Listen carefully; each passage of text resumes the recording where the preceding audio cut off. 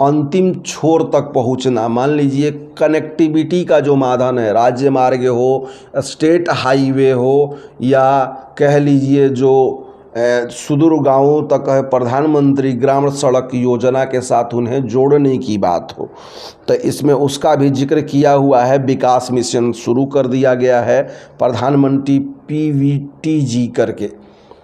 इसमें कह रहा है कि हम स्कूल को भी, जैसे नगर निगम होते हैं, नगर परिषद होते हैं, उस क्षेत्र में भी बढ़ावा दिया जाएगा, जिसमें 740 एकलव्य आदर्श आवासीय स्कूलों का अधिक से अधिक शिक्षकों की भर्ती की जाएगी।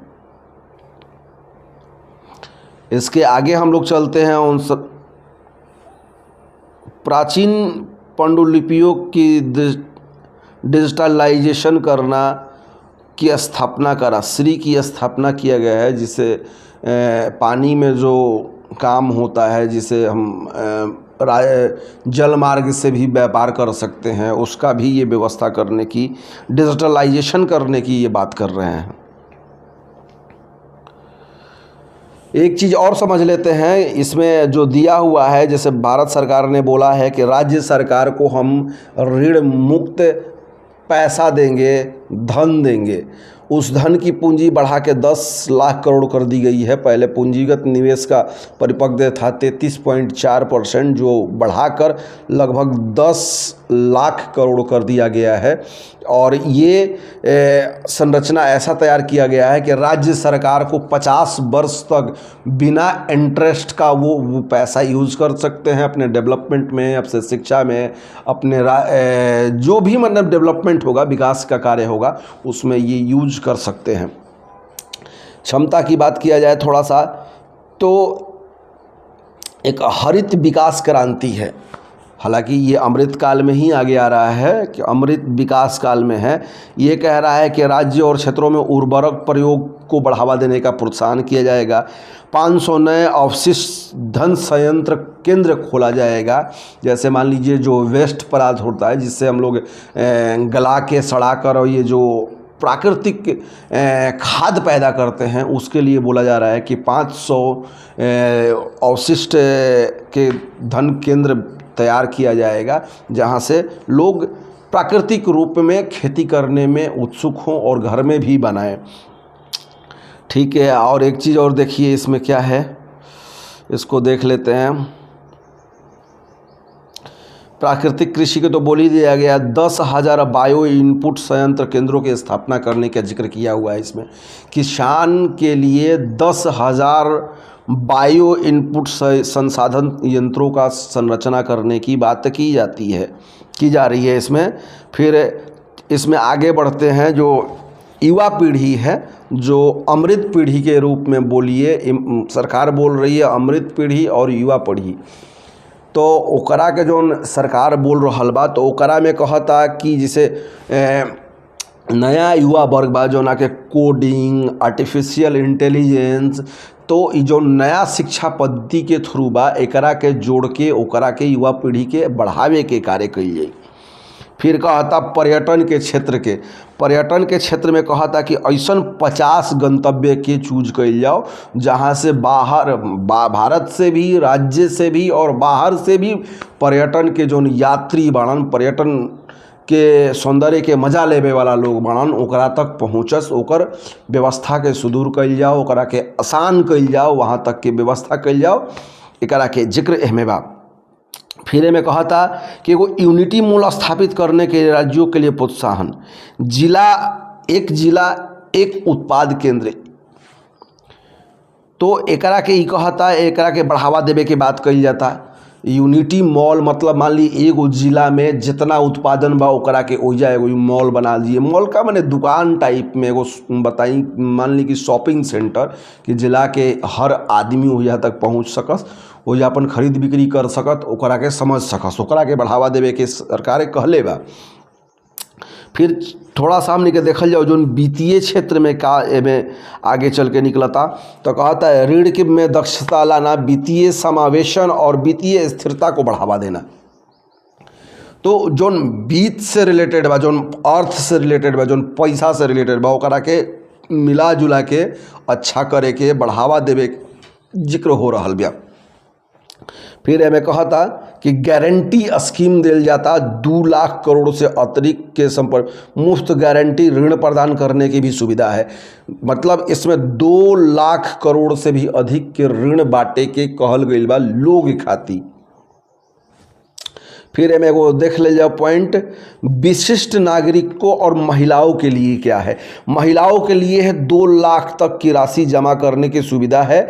साथ 2 वर्ष की अवधि में एक बारगी नई लघु बचत योजना भी है। आप 2 लाख जमा करिए, जमा करने की सुविधा के साथ 2 वर्ष की अवधि के लिए एक बारगी नई योजना बचत योजना है। फिर विशिष्ट नागरिकों के लिए क्या लाभ है, इसमें जैसा बताया जा रहा है मैं बता रहा हूँ आपको, 15 लाख से भी बढ़कर 30 लाख कर दिया गया है।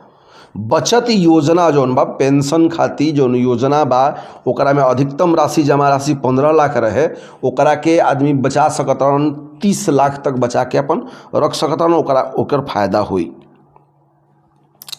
फिर तो लोन के रुआ के हम बताइए देनी कि 50 वर्षों तक राज्य में जौन राजकोषीय प्रबंधन के हिसाब से बा के राज्य के जौन कोष में रही 50 वर्ष तक ब्याज मुक्त रही। एकर फायदा राज्य सरकार अपना क्षेत्र के विकास करे खातिर कर सकता। ओकरा बाद में बाकी 2025-26 राजकोषीय घाटे में इतना % नीचे रखने का लक्ष्य रखा गया है। जौन सरकार डाटा रख ले बा ओकरा में जिसे 25-26 फाइनेंशियल ईयर में ओकर जौन घाटा बा जौन 4.5% से भी नीचे रखे के एगो लक्ष्य निर्धारित कैले बा। ओकरा से नीचे ही रखल जाओ, ज़्यादा घाटा सरकार के मत होखे। तो ई सब और रहल जौन की व्यवस्था सरकार पास कैले बा वृद्ध खाती, महिला खाती, ओकरा खाती।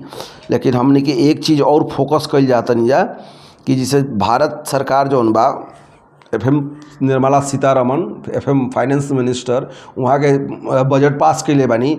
तो एकरा में देखी साफ डाटा में बा जौन की लाख करोड़ में बा रक्षा मंत्रालय के सबसे ज़्यादा दिल बा। चूँकि हमनी के घर बनाई न जा तो घर खुला में ही तो बनाई न जा, लेकिन ओकरा के सुरक्षित रखे खातिर ओकरा के सजा के सुशोभित करे खातिर, सजा के रखे खातिर हमनी के का कही जा कि बाउंड्री वॉल दिलवाई न जा, बाउंड्री वॉल के मने सौंदर्यीकरण कराई न जा, फूल पत्ती लगाई न जा, ओकरा में जौन सुरक्षा के भी माध्यम से गेट वेट लगवाई न जा। तो वही बिहाफ पे भारत सरकार रक्षा मंत्रालय के एह बार सबसे ज़्यादा फंड दिले बा। चूँकि आंतरिक तो सुरक्षा होखे ही होखे और बाहर के आसपास के देश जौन हमनी के पड़ोसी देश बा ओकरा से सुरक्षित रहे खातिर एमे ज़्यादा फंड देहल बा।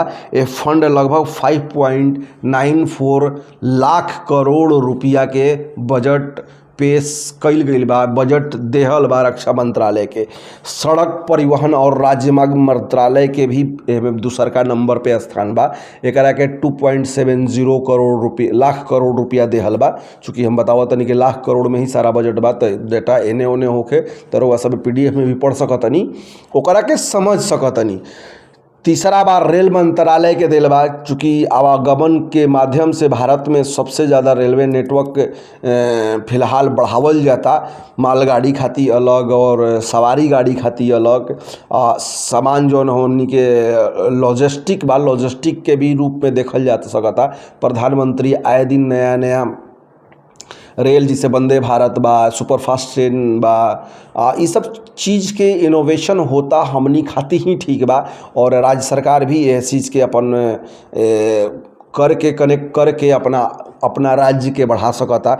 रेल मंत्रालय के दिल बा 2.41 लाख करोड़ रुपया देहल बा। ए बार उपभोक्ता मामला और सार्वजनिक उपभोक्ता माने जे सकल विभाग खाती भी दिल बा 2.06 लाख करोड़ रुपया। गृह मंत्रालय में भारत सरकार के होम मिनिस्टर जौन बाड़न उनकरा मंत्रालय खातिर 1.96 करोड़ देहल बा। रसायन और उर्वरक खातिर 1.78 लाख करोड़ रुपया देहल बा। ग्रामीण विकास योजना खातिर भी 1.60 करोड़ देहल गईल बा। फिर एमे आगे हमनी के देखा था कृषि और किसान कल्याण मंत्रालय खातिर 1.26 लाख करोड़ दिल बा संचार खातिर। टेलीफोन हमने के यूज करी ना जा, टेलीफोन में जैसे MTNL और BSNL के मर्ज करके सरकार ओकरा के बढ़ैलस, लेकिन अभी भी मतलब वो 4G में ही बा। 5G में आवे खातिर ओकरा कुछ काम चाहिए, नेटवर्क खातिर पैसा चाहिए, तो सरकार ओकरा के दिले बा 1.23 लाख करोड़ रुपया दिले बा। एकरा में देखल जाओ मुख्य बिंदु जौन बा ओकरा में भारत सरकार कहाँ कहाँ खर्च कैले बा अभी तक। तो भारत सरकार के जौन फार्मास्यूटिकल में पहले रहे, मान के चली कि 22-23 में 100 करोड़ खर्चा कैले रहे, लेकिन एकरा के अब बढ़ा दिले बा 1250 लाख करोड़ रुपया, 1250 करोड़ रुपया इस बरस खर्चा करे के वो अनुमान लगैले बा। फिर जल जीवन मिशन पे भी पहले 60,000 करोड़ रहे, अब का कर दिलस 70,000 करोड़ कर दिलस, बढ़ा दिलस। प्रधानमंत्री आवास योजना पे 48,000 करोड़ रुपया रहे, अब कर दिलस 79,590 करोड़ रुपया कर दिलस। जो प्रधानमंत्री में आवास वितरण होला, बनेला गरीब परिवार के देहल जाला, ओकरा थ्रू भर के अपन लोग जरा घर नहीं खे अपन रहता ओमे भरेला, ओकरा खातिर बढ़ावल गई बा। बहुत अच्छा इनिशिएटिव बा भारत सरकार के, और बहुत शानदार बा कि एह तरीका से जौन बेघर आदमी बड़न, जौन फुटपाथ पे रहतड़न, उनकरा खातिर बहुत शानदार बा। वो एह चीज़ के उनकरा फ़ायदा मिले। हम चाहब कि राज्य सरकार भी एहमे सपोर्ट करे और वैसन आदमी के नॉमिनेट करके अपना लेवल से ओकरा के आगे बढ़ाए। फिर एमे एगो कहता एकलव्य, हम जैसा कि ऊपर बतैनी है, एकलव्य मॉडल स्कूल के जौन शिक्षक के बहाली बा स्कूल के बा, तो स्कूल के बढ़ावा एमे कईल गईल बा। जौना में पहले 2000 model school Eklavya model school कईल गईल रहे, अब 5943 एकलव्य मॉडल स्कूल के स्थापना कईल जाई, बनावल जाई नया। फिर एमे कहता है एगो इलेक्ट्रिक व्हीकल के भी जिक्र बा, जौना में अभी तक इलेक्ट्रिक व्हीकल के माने अनुमान लगल रहे 2908 इतना पैसा दिल रहे इलेक्ट्रिकल व्हीकल खातिर, लेकिन एक फंड बढ़ा दिल गई बा 5172 करोड़ रुपया बढ़ावल गई बा। अब या आई पूर्वोत्तर जौन राज्य बा हमनी के, जौन 7 सिस्टर आवाला, ओकरा से सटले और कुछ राज्य बा जो पूर्वोत्तर के साइड में बा, वो क्षेत्र खातिर भी रुपया देहल बा 2491 करोड़ रुपया। एकरा से पिछला साल 1419 करोड़ देहल गई रहे। एक डाटा हमनी के पास और बा कि मान ली हमनी के राजस्व में, अभी तो बात सब हो गई कि हमनी के इतना पैसा दे तनी जा, लेकिन भारत सरकार के भी खजाना में कहाँ से पैसा कितना आवेला कितना और कितना व्यय होता, तो ये चीज़ के भी रुआ समझे के होई कि कितना आवता, कितना एक्स्ट्रा खर्चा बा। तो सरकार अपना तरफ से एगो डाटा शेयर कैले बा, वही डाटा के बिहाफ पे हम रुआ के बताओ तनी कि देखी 2023 में लगभग 23.5 लाख करोड़ रुपया आयल रहे, और एकर जोन डाटा हम बतावल चाहतनी कि 23 में एकर खर्चा भइल रहे 34.6 लाख करोड़ रुपया। तो ये तो जस्ट 10 लाख करोड़ रुपया तो एक्स्ट्रा ही हो गई। तो सरकार के मैनेज करे के फिर कहीं ना कहीं सोर्स से कमाई तभी तो मैनेज करी है डेटा के। लेकिन एह साल अनुमान बा कि अगर 26.3 लाख करोड़ रुपया आवता, एकर हिसाब रखल बा कि इतना आई, लेकिन खर्चा बा 35.0 लाख करोड़ रुपया। ये चीज़ के भी समझे के बाद पूंजीगत जोन बाप जो यहाँ से पूंजी आवता ओकरा के समझे खातिर कि 2023 में 18.4 लाख करोड़ रहे, लेकिन वहीं 2023 में व्यय रहे पूंजी के प्रभावी जोन पूंजीगत व्यय बा ओकरा के खर्चा रहे 10.5, तो ये तो थोड़ा कम भइल। फिर एकर का अनुमान लिया जाता 2024 में 18.7 और एमे 13.7 खर्चा कईल गई बा। तो ई तो हमनी के डाटा के अनुसार रहल कि हमनी के पूरा डाटा के निचोड़ हम रउआ सबके बतैनी है, जौना फील्ड में जौना फील्ड के जितना जितना फंड मिलल बा, जौन अलॉट भइल बा। लेकिन एह में हमारा सबसे एगो मुख्य बिंदु समझ में आइल है, चाहे रउआ सब भी सुनले बनी जा, हमरा अच्छा लागल है कि अगर हमनी के शिक्षा के बढ़ोतरी करे के बा, अगर हमनी के कोई भी प्रोग्राम जिला स्तर से आइडेंटिफाई करके कइल जाई तो पूरा देश के डेवलपमेंट आवे वाला 4 साल 5 साल या 10 साल कहली 10 साल में पूर्ण रूप से हो सकता।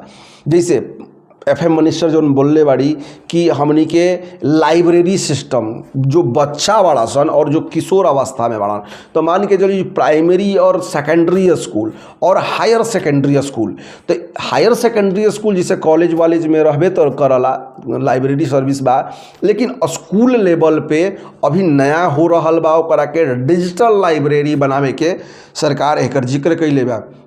तो ये चीज़ के सबसे बढ़िया बा और राज्य सरकार एकर इनिशिएटिव के अपना ऊपर से फोकस करे और फोकस करके हर जिला में एक ट्रेनिंग सेंटर जैसा कि FM मिनिस्टर बतैले बाड़ी और डेटा में तो करे, और राज्य सरकार भी अपना से हर वार्ड में हर पंचायत स्तर पे लाइब्रेरी खोले तो एकर बहुत ज़्यादा असर हुई आवे वाला हमनी के यंग जनरेशन पे, आवे वाला अगली पीढ़ी पे, और अगला 10 साल में हमनी के एजुकेशन में भी सबसे टॉप पे हो जाए जा पूरा विश्व में कि भारत की जो एजुकेशन बा लिटरेसी रेट बा सबसे ऊपर हमनी के रह जा। अगर इस चीज़ के फोकस कल जाओ तब तो ये बहुत बड़ा इनिशिएटिव बा।